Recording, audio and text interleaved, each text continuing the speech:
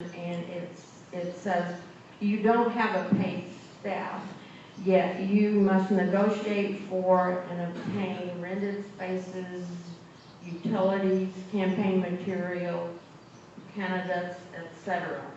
Do you have those skills? It's yours, and then we'll go to Grace.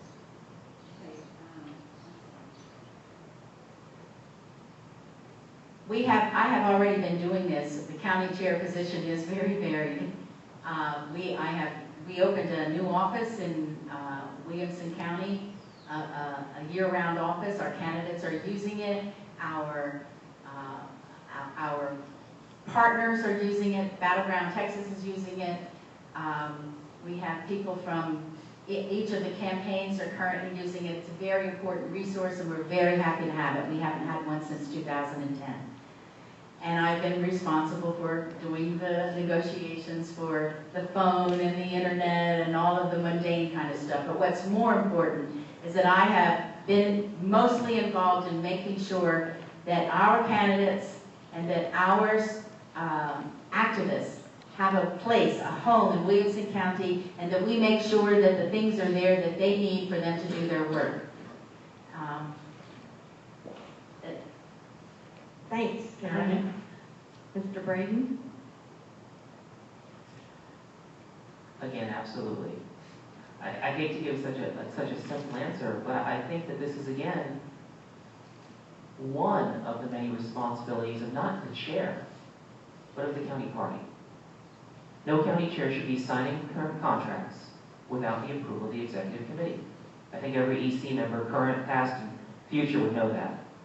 Because the county chair isn't the chief executive of the party. They're the chief facilitator. And that's how I view this role. It's not my job to come in and tell people what to do. It's my job to make sure that our shared vision is achieved.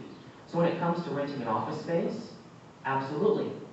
You can certainly be the one who goes out and finds the space.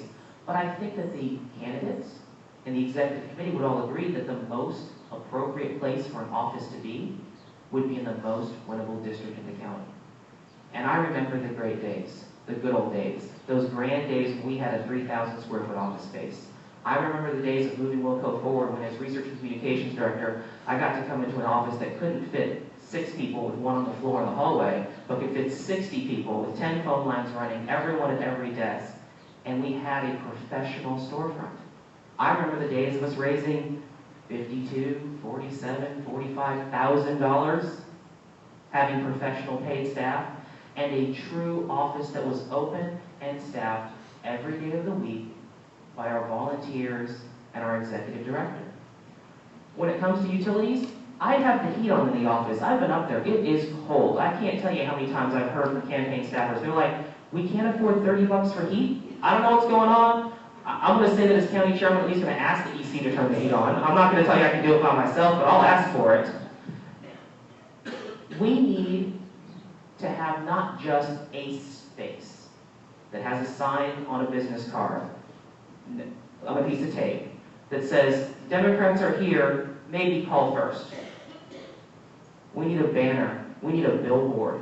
We need a place that we don't just call home, but we call headquarters. We need a place that isn't just our headquarters, but is the center of all Democratic activity throughout the county.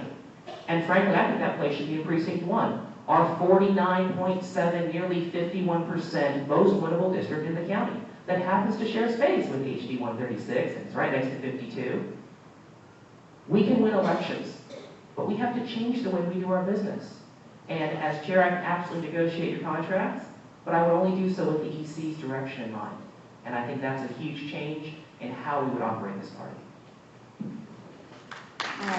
Braden, I'm going to go to the next question, and you've already alluded to it.